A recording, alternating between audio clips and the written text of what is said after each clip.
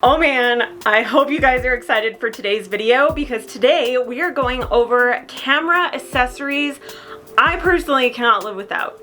Now, if you are a beginning photographer, please go check out my previous videos on camera gear and how to choose it.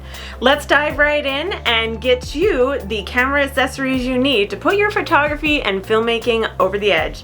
Be sure to subscribe if you haven't already, give this video a big thumbs up, and share it with a friend. More the merrier, right? Hi, I'm Janelle. I've been traveling internationally for the last 20 years, connecting with cultures and finding sustainable adventures, especially scuba diving.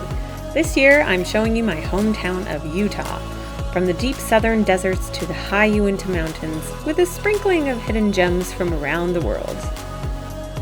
Be sure to subscribe and become a part of the culture trekking community. Oh, and share it with your friends. More the merrier. So there are a few things that can make or break a good video. First, a crappy storyline. Second, crappy sound capture. So my top accessory I suggest for you to invest in for better filmmaking is sound devices. So with my sound devices, I do have one on my camera right now, but I also have one for my GoPro, and this is the mini version of what I am recording with right now. It is called a Rode mic. Now this is really a mini version, but the other Rode mics, they come out to here and here. I'm not a sound specialist, but I guarantee you that this Rode mic will really up your game for filmmaking. This one is great for vlogging and close proximity to the sound source. The Dead Cat, this is what this is called, this attachment. It will help with that wind humming or even light breezes that cause that static noises like the that you often hear when someone's taking a video in the wind. The second one that I wanted to go over for sound devices is actually this micro lapel device. I'm sure you guys have seen these on several different vloggers or filmmakers, where it's just a tiny little camera, or excuse me, a microphone that clips onto the lapel of your clothes, and then instead of having to be 1 to 2 feet closer to the camera in order to pick up that sound, you can be 6 or 7 feet away because it has a wireless connection that really helps pick up the sound. And this is where you want to make sure that you know the accessories that are on your camera or the inputs or connections, because you want to just plug that into the microphone, and then wherever your camera is on the tripod, it will connect to this this lapel device. Okay, so with this, it also comes with a Dead Cat for the micro lapel device. So if you are out filming and it is windy, be sure to stick that on. Despite what people may tell you about these wireless sound devices, they are quite affordable. I use them all the time in interviews, and if I'm explaining something and want to see the big picture of the city behind me, that's what I would use this for. It's not the highest quality, but I guarantee you it's going to get the job done, and again, up that filmmaking game of yours. The next sound device and last sound device that I wanted to go over is actually this Zoom H4n. Now this is a high quality sound capture, and the reason that I love it is because it gives you those rich bass tones. So you can use it for concerts where you can watch the input of the sound on your device to make sure it is inputting in the way that you can properly hear all the levels of the music instead of some tones being blown out by the sound being too loud. Look for the tones in this to come between 6 to 12 megahertz. And then let me just show you really quick how it works, because it isn't super user friendly. So you can see here, you just pull and hold in order to turn it on. Okay, so you can see it coming on here. So it does use an SD card in order to record the sound, and you just want to make sure that you're getting the 32 gigabyte. The 32 gigabyte because that's the only card that it will take. If you try to put like a 64 gigabyte in, it's not going to record for you. And always make sure that you have that available and an extra one in your bag, which is another accessory I'll talk about in just a minute. So when you get your card loaded, it is going to have to make sure that it is available. This thing is really slow. So that is one downside to this. So with the Zoom H4n, it's gonna have, as you can see right here, it has like the left and the right input, which are these two sound. This is where your sound is going to come in. And then you just press this record button twice. You press it once so that you can see where your decibels are coming in. And right now you can see as I talk louder, these are going to get higher and higher. And then as I talk softer, those are gonna get lower and lower, okay? Now, if I'm talking loud and I didn't want it to pick it up that high, then I can decrease the volume on the side here, and then it will come in at a decibel that I want it to by decreasing that volume. And now we're in between that 6 and 12 decibel mark. Okay, so to start recording, you would just press this again once you have your sound tested, and you're off and running. I like it because it does have these XLR cable inputs. So if you're doing an interview with someone at a destination, or you're interviewing a family member for posterity's sake, then you have two high quality inputs with those XLR micro lapels. Now, I don't think that the Zoom Pro, H6 Pro, I think is what it's called, that is like the highest end of the Zoom sound devices, but it does not have a wireless capability, which is why I still bring that micro lapel with me, just because I'm always on the move, always going, always, you know, just run when I'm on at a destination trying to get that film, video and things. The press trips that I go on, it just is constant turnover of now this, and you know, being a filmmaker, if you know, people say, oh well, you get paid to go and do this stuff, but it's really not about that. It's about wanting to create something high quality, and we really do work.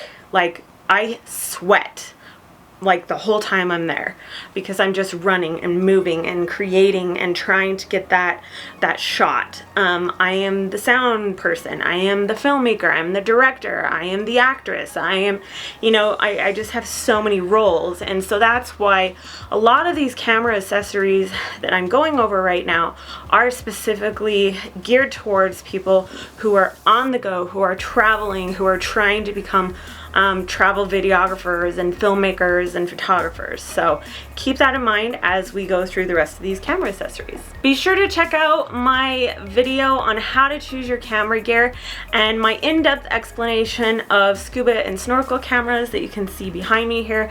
If you have questions about any of this camera gear or the camera accessories for photography and filmmaking that I discuss in this video, please leave those questions down below. Subscribe, hit that like button, share with a friend who is wanting to up their photography and filmmaking game.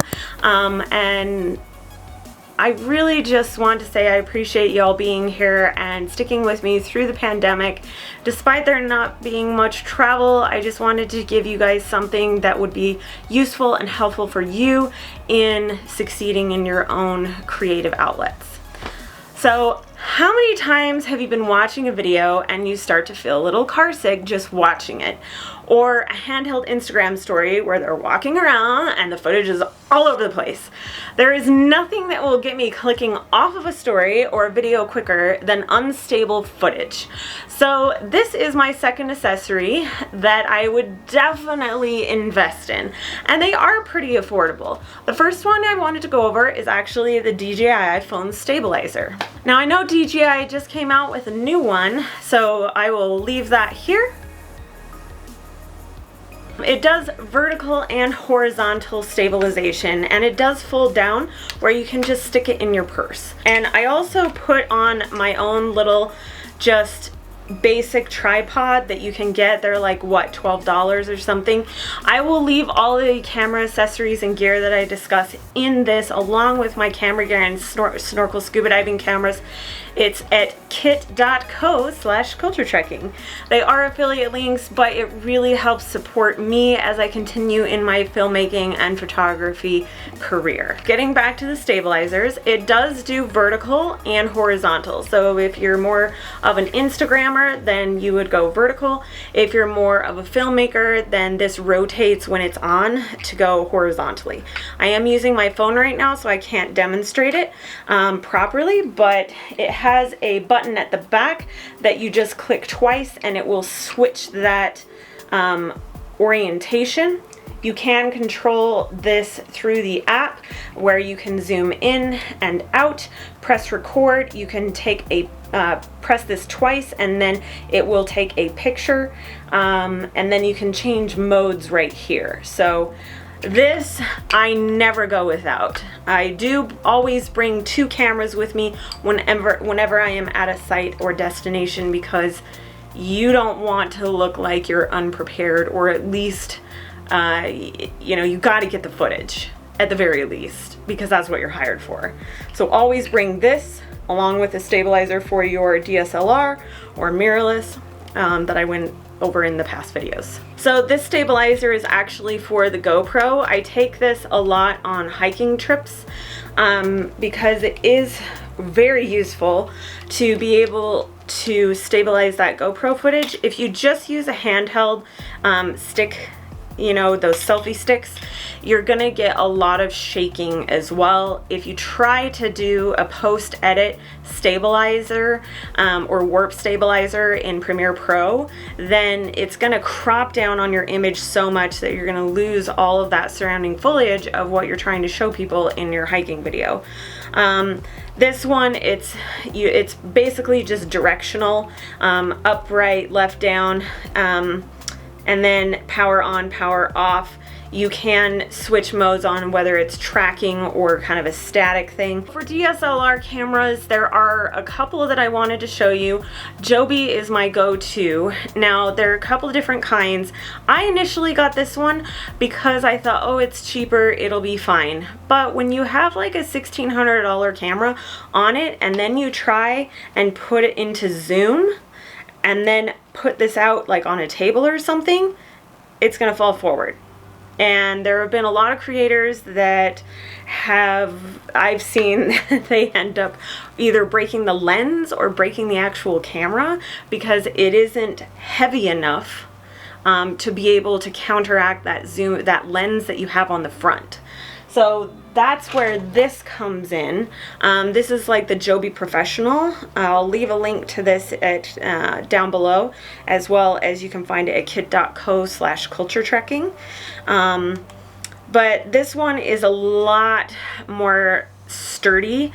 It does have a wider base that you can put it on. You can change how the ball is positioned.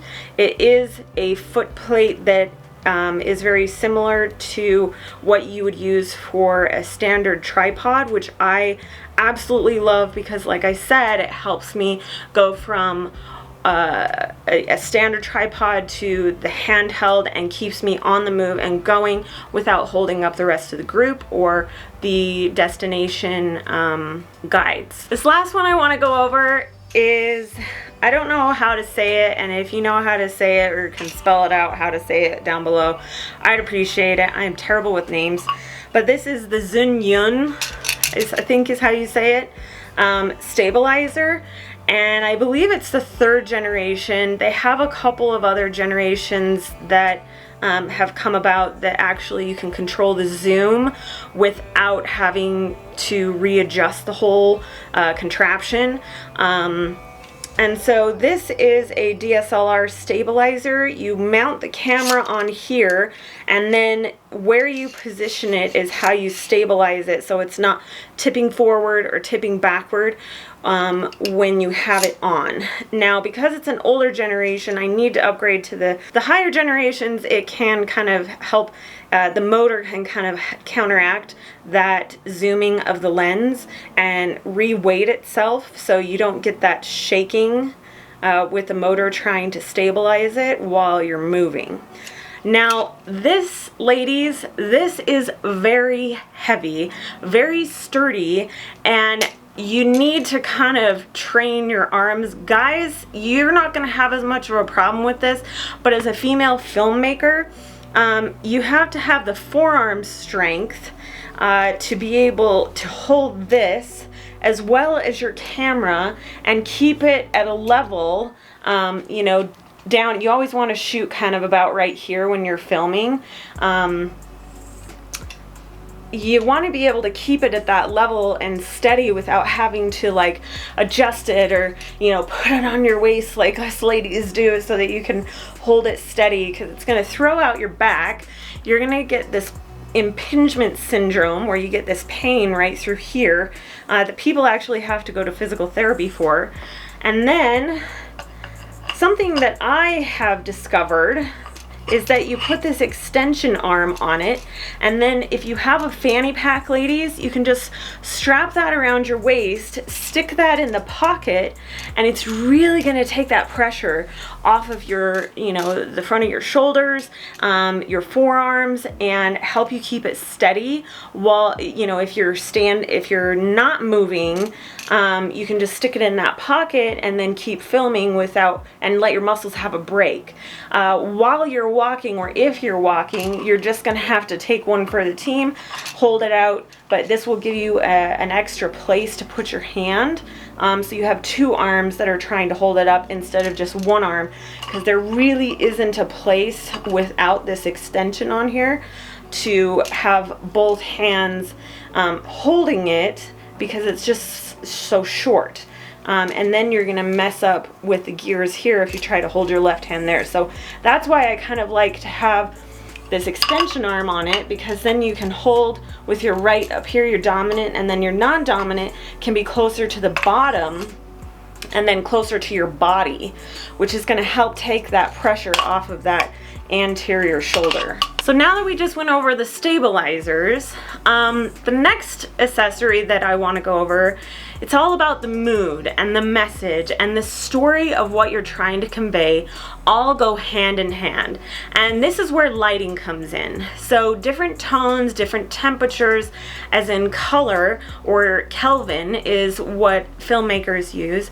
5600 is more of a warm light, and I will go into all of those lighting things a little bit later in another video, into those deeper aspects of position, tone, and then I can talk about advanced lighting in another video. For this section though, I want to talk about how mobile lighting can help you accent and save your favorite memories while you're on vacation.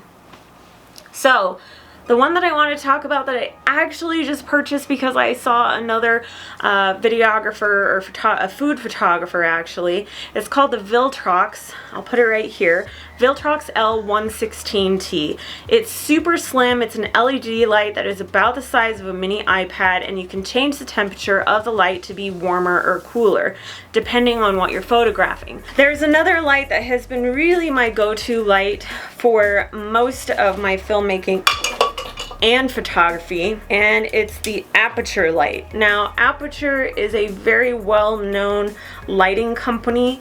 They do big lights like the one I have up here. They are quite expensive. I will get into advanced lighting later for indoor filmmaking, but this one I really like it because it has a warm and cold option on here, as well as a boost. So I don't know if okay, the battery's good. So you can kind of see how well that lights up my hand. And then this is a warm tone. And then let's switch it over to a colder tone. So see how it's more of a cool tone now and a warm tone? See, that all depends on what you're trying to film or video. It also has a booster on it, so it gets really bright. You can kind of see how that's actually blown out on my camera now. But this is a really great light when you're filmmaking or on the go because it is portable. It can fit in your camera bag, which I will go over bags in just a second. So the next camera accessory I want to go over is actually something a little different. I actually lost it. So I have to get another one. But what it is it's a foot plate that hooks onto your camera right here. It just slides in and you screw it down, and then it's a split foot plate. So it's a little bit like a V, and I'll put a picture right here. That you can put your light and your sound on and not have to have extra contraptions, and it's all in one cohesive unit. So that's something that has definitely been a lifesaver for me for sure. The next accessory is how you go from looking like an amateur to capturing picture perfect photos. You don't even have to shoot in manual mode to use these. It is as simple as applying a filter to your camera. There are a lot of different types of filters though, so we will go through a few of my favorites for travel photography and filmmaking here. The first one is actually a polarizing filter. Now this one is a good one for photography, especially if you're out doing landscapes a lot. If you turn it, it has like a little ring here that you can turn, and as you turn it, it takes away those shiny surfaces like on the water, so you can see that clear surface. Or if you're photographing a building, it'll take away that shine from the building, and so you can get the lighting that you really want. The next one I want to go over is actually this one. It's called an ND filter. Now I'll put it over the camera here so you can kind of see what it does. It's really just like a sunglasses for your camera. Now all you have to do, this is a 6-stop ND filter, and the reason I like these ones that are variable is because you can change it on the go and you don't have to worry about the dust and everything getting into the lens or on your lens as you're changing them. Now this is a high profile ND filter, and what that means is that it comes out further from the front of your lens. The problem with that is that you get a little bit of vignetting. Vignetting is when you see those dark circles on the edges of your camera like that, and then you have to crop that that photo or that video in order to counteract that. So when you're going to get your ND filter, and I do still recommend these variable ND filters because of that on the go and trying to go and keep up with everybody, is get the low profile ND filter. These ND filters are mostly for filmmaking.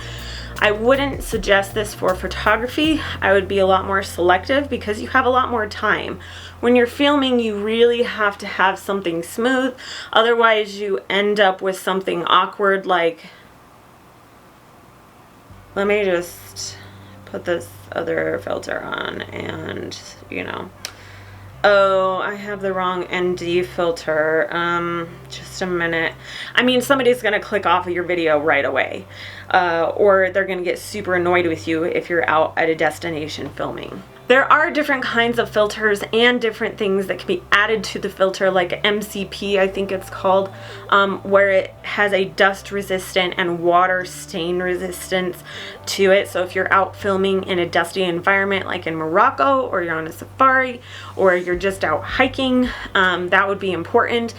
Or if you're trying to photograph some horses in the rain in the middle of nowhere, like I was one day, that was terrible. You don't want the water hitting your lens when you're trying to get that quick shot of the wildlife. And so that is something, if you do have the money, I would suggest getting into those higher filters.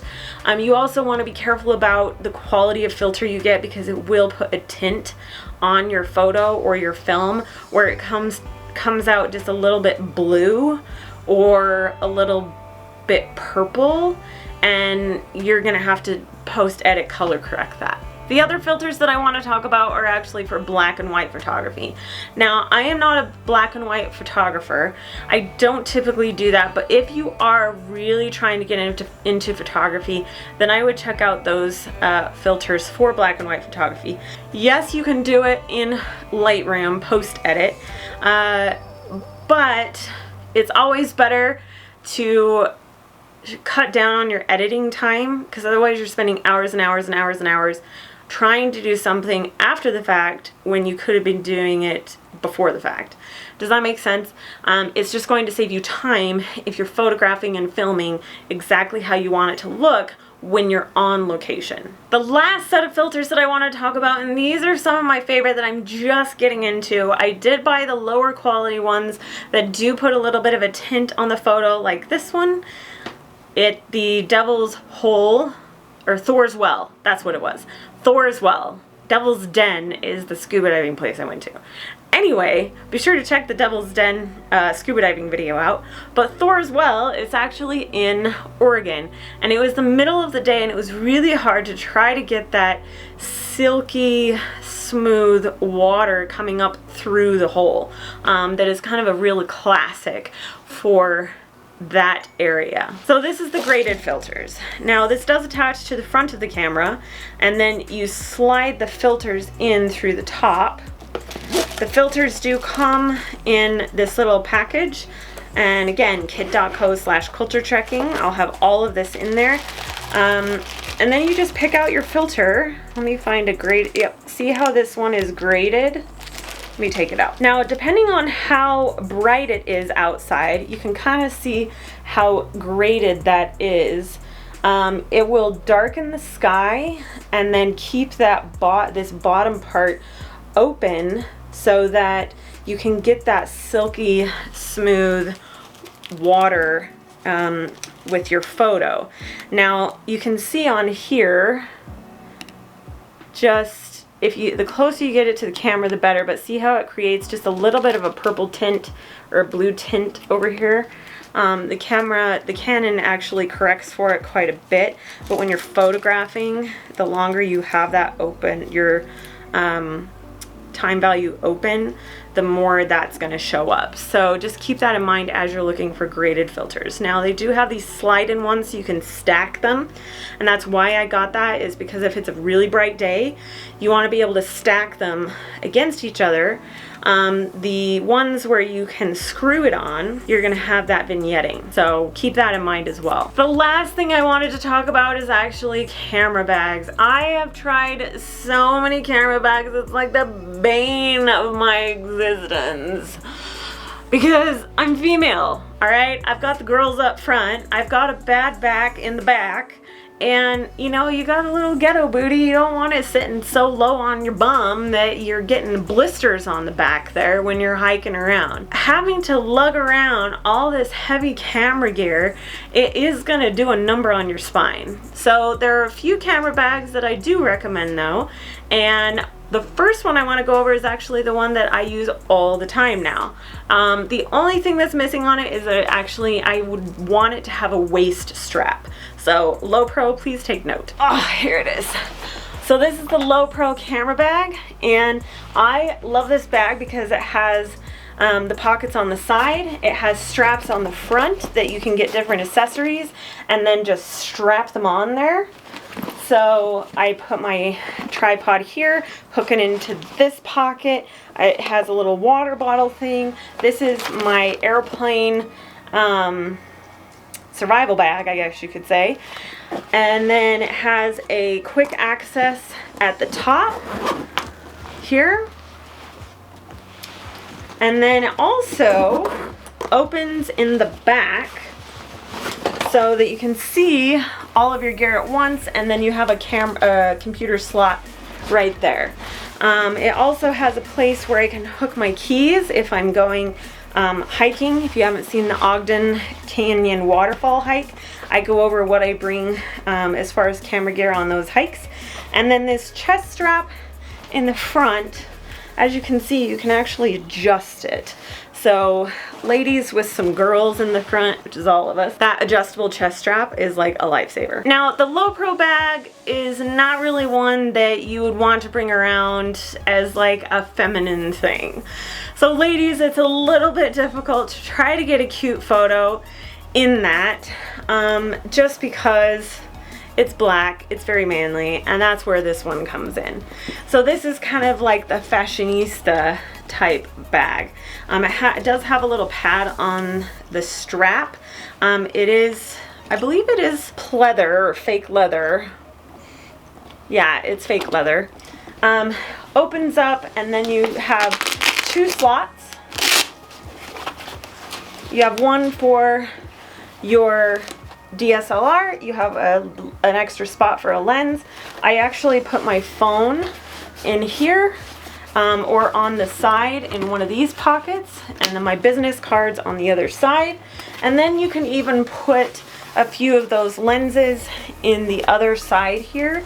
And then it also has this pocket in the front for more lenses or batteries, and then another zipper portion, and then my little wallet actually sits just right on top, and then you fling this over, clip it in, and then there you go.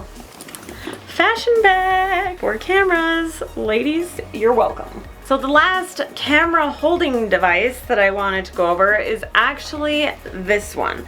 So this is the cotton carrier system, and it just clips along the side there. And if you are female, it does, you know, just sit right in between your boobs.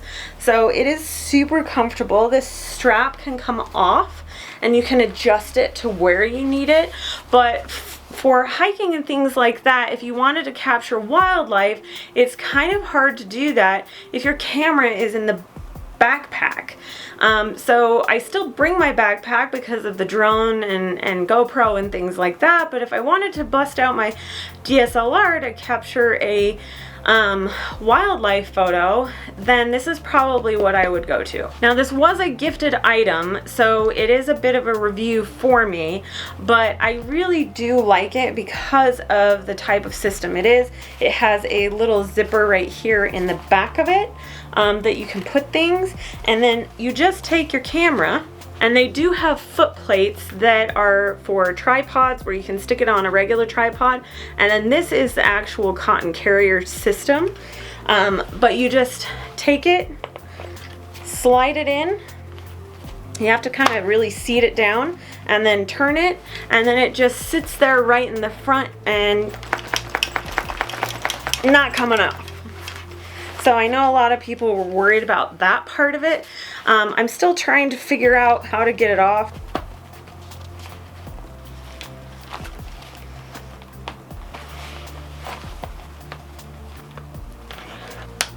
Oh my goodness. There we go. It takes a little getting used to, is the bottom line. It has a few other accessories on it that I really liked, because if you happen to try and take it out of there, do a little more gracefully than me.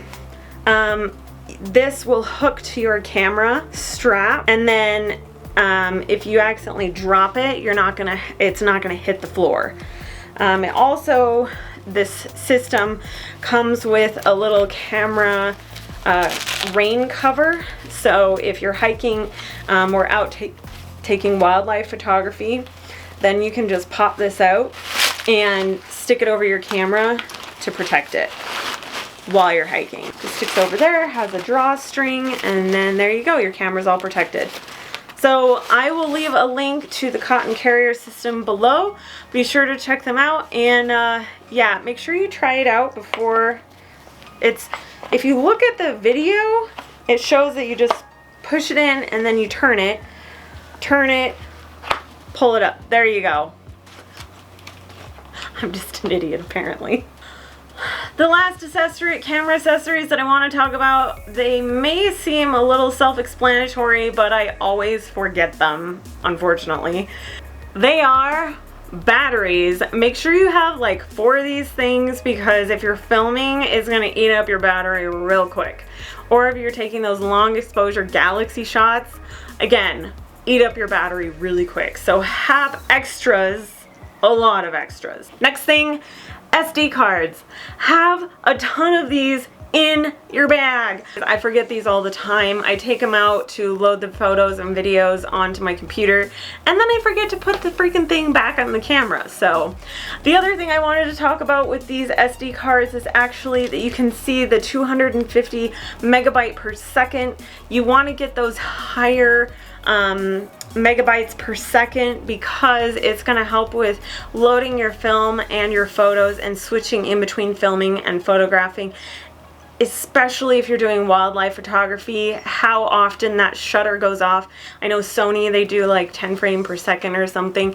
The quicker that it loads into the SD card, the more photos you're going to be able to capture. Last one for galaxy shots is the wireless shutter device. Now this is the one that I use for my iPhone when I'm doing those cute selfies for Instagram. This is the one that I use for my Canon when I'm trying to do those galaxy shots. You don't want to do those long exposure shots and then push that shutter button. It creates a micro movement that's going to make your photos blurry. So that is it for my camera accessories. I highly recommend. I'll give one last little tip for my scuba divers out there. That is this lobster tickler. I actually use it as a steadying device for when I'm trying to get film or photo. It just goes around your wrist. You tighten it up, and then you can use it to push off rock, not coral. Or put it into the sand if you're trying to not get that sediment but still get that steady shot. So very, very helpful. All right, Wingardium Leviosa, we are done. Those are the camera accessories that I recommend. Always make sure that you bring your tripods, your lighting, your batteries, and everything. If you have any questions, please drop them in the comments below. Hit that subscribe button and like it if you did like this video, and share with a friend. More the merrier. Alright guys, see you in the next one. Bye.